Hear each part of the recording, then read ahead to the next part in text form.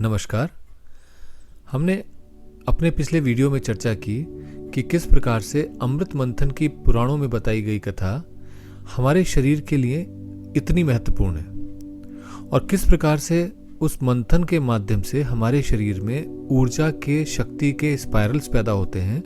वो स्पाइरल्स हमारे शरीर को के सभी ऑर्गन्स को ऊर्जा प्रदान करते हैं और जिससे वो ऑर्गन, वो अंग शरीर के अपना अपना नियत कार्य करके हमें वो पूर्ण जीवंतता का अनुभव प्रदान करते हैं। तो आज हम उसको थोड़ा सा और आगे लेके चलते हैं चर्चा को, और ये समझने का प्रयास करेंगे कि क्या कंसेप्ट या क्या होता है जब यही स्पाइरल आगे बढ़ते हैं, और उसको फिर समझने का कोशिश करेंगे कि किस प्रकार से। आपने सुना भी होगा कि कुंडलिनी जागरण होता है, तो बहुत योगी, तांत्रिक या बहुत सारे साधक प्रयास करते हैं कि वो अपना कुंडलिनी को जागृत करें। तो ये है क्या, और ये ऊर्जा किस प्रकार से इस कथा से संबंधित है?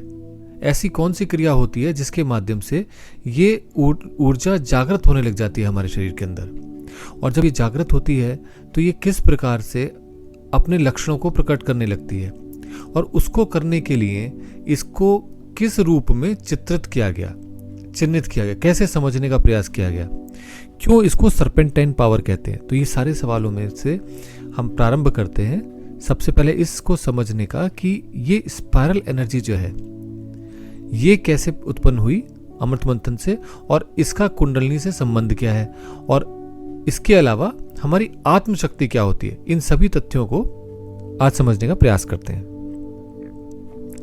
तो जब हम सांस ले रहे हैं तो हम इस कॉस्मिक ऊर्जा को, जो बाहर वातावरण में ऊर्जा है, एक ऐसी ऊर्जा जो धरती के ऊपर कॉस्मिक या यूनिवर्सल एनर्जी के गिरने से एक वातावरण में जो ऊर्जा, चेतना फैली है, उस चेतना को जब हम श्वास के माध्यम से अपने शरीर में लेते हैं तो हमारे शरीर में वो ऊर्जा प्रोसेस हो जाती है, और कुछ उसका भाग जो मानव शरीर के लिए उपयोगी है और हम उसको अपने शरीर को में यूज कर पाते हैं, वो हमारी आत्मशक्ति का हिस्सा बन जाता है। अब आप ऐसा देखिए कि लगातार निरंतर सांस आप ले रहे हैं या कुंभक क्रिया कर रहे हैं, यानी सांस रोक के बैठे हों, किसी भी अवस्था में आपके शरीर के ऊपर यूनिवर्सल ऊर्जा प्रभाव डाल ही रही है। बहुत छोटे छोटे सब एटॉमिक पार्टिकल्स जो कॉस्मिक एनर्जी रेडिएशंस को लेके आ रहे हैं, वो हमारे शरीर तक पहुंच पा रहे हैं, उनमें से बहुत कुछ रेडिएशंस। और उसके अलावा धरती की जो आकर्षण है, गुरुत्वाकर्षण है, वो भी हमारे शरीर पर निरंतर प्रभाव डाल रहा है। इसी कारण से हम धरती से चिपक कर रहते हैं। वरना आप मून पे चले जाइए, चंद्रमा पर, वहां पर 1/6 ग्रेविटेशनल फोर्स है अर्थ की, तो इसलिए व्यक्ति उड़ने लग जाता है, उछलने लग जाता है। तो ऐसे में जो ऊर्जा ब्रह्मांड से प्राप्त हुई या धरती से, माता से प्राप्त हुई, वो हमारे शरीर में प्रोसेस हो जाती है, रिफाइन हो जाती है, और उसको प्रोसेस करके जब हमारा शरीर अपने उपयोगी बना लेता है तो वो ऊर्जा हमारे शरीर की अपनी ऊर्जा बन जाती है और वो हमारे काम आती है। ऐसे ही ये आत्मशक्ति कहलाती है।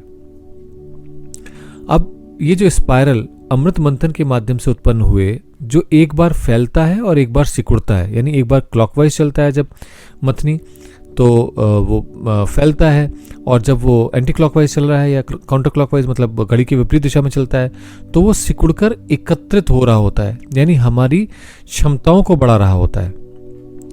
तो ऐसे में ये जो गति है, एक बार क्लॉकवाइज एक बार काउंटर क्लॉकवाइज, ये जल में अगर आप कभी भी देखें या दूध में देखें कि जब मक्खन बिलोया जाता है, तो जब इस प्रकार से मथनी को चलाते हैं, बिलोने को चलाते हैं, तो स्पाइरल खड़े होते हैं। एक बार लेफ्ट की तरफ वो स्पाइरल चले जाते हैं, यानी क्लॉकवाइज घूमते हुए चले जाते हैं, और एक बार दूध रुकता है थोड़ा सा, और फिर उसके बाद में काउंटर क्लॉकवाइज चल जाता है। तो ये स्पाइरल ही वो कुंडल है, या कुंडलाकार संस्कृत का जो वर्ड है, वो स्पाइरल होती हुई इसी ऊर्जा को कहा जाता है। तो आपको सरल सा उसका उदाहरण है, आपने देखा होगा जब भी कोई सांप बैठता है तो वो कुंडल मारे हुए होता है, यानी कि गोल गोल घुमा हुआ होता है, और इस कारण से वो कम जगह को घेरते हुए आराम से बैठ जाता है। तो वास्तव में जिस प्रकार से वो कुंडल मारे हुए होता है, लपेटे हुए होता है अपने शरीर को, ऐसे ही ये ऊर्जा स्पाइरल करती हुई होती है, इसलिए इसे कुंडल वाली ऊर्जा भी कहा जा सकता है। और यही कारण है कि इसे कुंडलनी भी कहते हैं। अब इसका अर्थ तो ये हुआ कि शरीर में सभी जगह ये स्पाइरल होती हुई ऊर्जा फैल रही है, तो ये सभी कुछ कुंडलनी है। तो वास्तव में ये कुंडलनी ही है। इसका प्रतीक, इसका नाम आप कुछ भी दे सकते हैं। आप इसको सर्पेंटाइन पावर बोलिए, आप इसको कुंडलनी शक्ति के परिणामतः प्राप्त होने वाली शक्तियां कहिए, या जिस भी प्रकार से आप इसको चिन्हित करना चाहें या समझना चाहें वो हम कर सकते हैं। बस शरीर में ऊर्जा सभी जगह स्पाइरल करती हुई ही चल रही है, और ऐसे में इसका नाम कुंडलिनी या कुंडल पड़ना स्वाभाविक ही था। लेकिन जो योगियों ने चर्चा करी है कुंडलिनी की, वो थोड़ी सी डिफरेंट कंसेप्ट है और उसको भी समझते हैं। तो उसके लिए आपने देखा होगा, जब ज्यामिति या ज्योमेट्री पढ़ी होगी तो उसमें बिंदु होता है, एक ऐसा पॉइंट जो आप पेंसिल उठाते हैं और कागज पे एक निशान लगा लें केंद्र में या कहीं पर भी, तो उसे हम बिंदु कहते हैं। बस एक ये मात्र निशान। ऐसे में अगर वो बिंदु 2, 3, 4 या 7 या बहुत सारे बिंदुओं से अगर सीधी रेखा में कनेक्ट कर दिया जाए तो उसे लाइन कहते हैं, रेखा कहते हैं। या फिर यह भी कहा जा सकता है कि दो बिंदुओं के मध्य जो संबंध है उसे सीधी रेखा कहते हैं। तो ऐसी ही अवस्था है कुछ जो हमारे रीढ़ की हड्डी के अंदर होती है। अब इसको थोड़ा सा और गहरा समझने का प्रयास करते हैं। ये कहा गया है कि मूलाधार चक्र, जिसके विषय में हमने चर्चा करी कि पृथ्वी तत्व का एक चक्र होता है हमारी रीढ़ के अंदर सबसे नीचे, उस चक्र के अंदर जैसे सांप कुंडल मार के बैठता है, वैसे ही कुंडल मारे हुए एक ऊर्जा है जो शिवलिंग पे लिपटी हुई है। वहां पर एक शिवलिंग का स्थान भी कहा गया है, और उसने अपना फन उस शिवलिंग के मुख पे रख के वो सो गई है। सो गई मतलब अब वो उतनी सी कम सी जगह में एक बिंदु सी जगह लेती है और उसमें जो है वो सो रही है, यानी कि उसमें चेतना का अभाव है। सोने का अर्थ और कुछ नहीं होता, ऊर्जा तो है बट उसमें होश नहीं है। और होश कहां से लाना है? वो आपको देना है, वो होश आपको लाना है।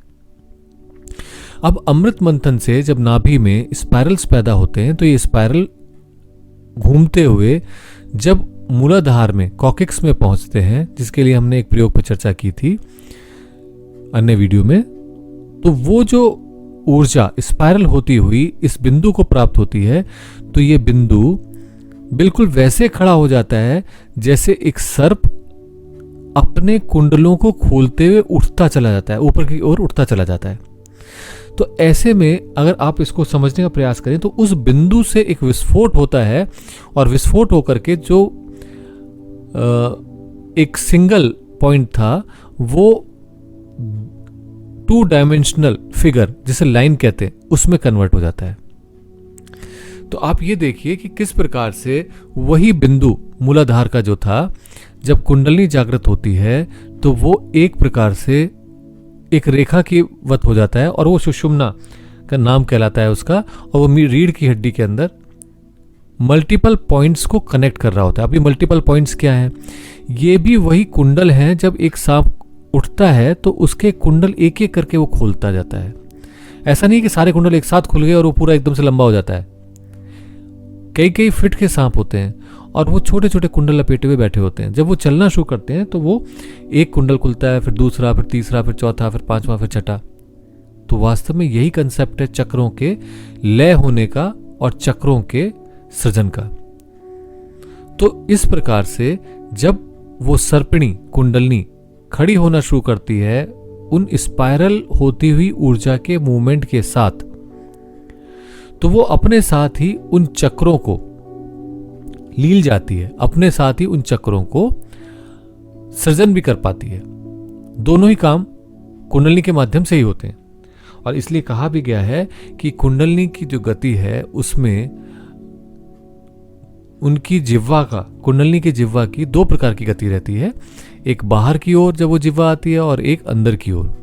एक में जब वो बाहर आती है तो फायर निकलती है, जैसे आपने देखा होगा ना, कई प्रकार के ड्रैगन्स बताए गए थे जो अपने मुख से अग्नि की वर्षा करते थे। तो ये कुंडलिनी की एक गति हुई, दूसरी हुई जिसमें वो जिह्वा को अंदर की ओर लेती है, इनहेल करती है सांस को, और ये वो वाली अवस्था है जिसके अंदर जल तत्व प्रधान हो जाता है। तो ऐसी अवस्था में तो हम उसके सामने आ सकते हैं, लेकिन अगर फायर में उसके सामने आ गए तो क्या होगा, वो लय कर देगी, लीन कर देगी। तो ऐसे ही चक्रों की अवस्था होती है कि वो एक अवस्था में उसके सामने आ सकते हैं और एक अवस्था में उसके सामने पड़ने की क्षमता नहीं कर सकते, क्योंकि वो लीन कर जाएगी उनको। तो ऐसी इस प्रकार से अगर हम समझने का प्रयास करें तो जो अमृत मंथन के माध्यम से स्पाइरल्स उठने शुरू हुए हमारी कंध से, नाभि से, वो स्पाइरल घूमती ऊर्जा हमारी एक ऊर्जा को, जो कि एक स्टोर हाउस है, उस स्टोर हाउस को एनर्जी के जागृत कर देती है, और वो जागृत होने पे पूरी रीढ़ झंकृत हो जाती है। रीढ़ के झंकृत होने पर हमें बहुत सारी फ्रीक्वेंसीज, बहुत सारी एनर्जीज डिफरेंट लेवल की, डिफरेंट चक्रों के माध्यम से उपलब्ध होती हैं, और वो सारे उन तत्वों को, जो आगे के हमने तत्वों की चर्चा करी, जैसे सांस लेते हैं तो लंग्स में वायु, या खाना खाते हैं तो पेट में जठराग्नि, जल, पृथ्वी, हमने इन सब की बात करी। तो वो इन सभी तत्वों को के बलशाली हो जाने से इनके माध्यम से अपने अपने कार्य को शरीर पूरी तरह से सुचारू रूप से करने लगता है। तो वास्तव में बेसिकली एनर्जी के जागृत होने पे रीएडजस्टमेंट, रिकैलिब्रेशन बॉडी का होने लगता है। तो ये है अमृत मंथन के माध्यम से होने वाली ऊर्जा, आत्मशक्ति के जागरण के द्वारा कुंडलिनी का आभास। अब इसके आगे हम चर्चा करेंगे कि ये कुंडलिनी सर्पणी क्यों है, और किस प्रकार से ये चक्रों का निर्माण होता है इसमें, और किस प्रकार से अमृत मंथन के अन्य प्रतीक जैसे मंदार, जैसे सुर और असुर, और उससे प्राप्त होने वाले रत्न, इनके विषय में और थोड़ा समझने का प्रयास करेंगे। किस प्रकार से ये हमारी चक्र ध्यान की साधना को और ऊंचाई तक, गहराई तक ले जा सकते हैं। आज के लिए इतना ही। नमस्कार।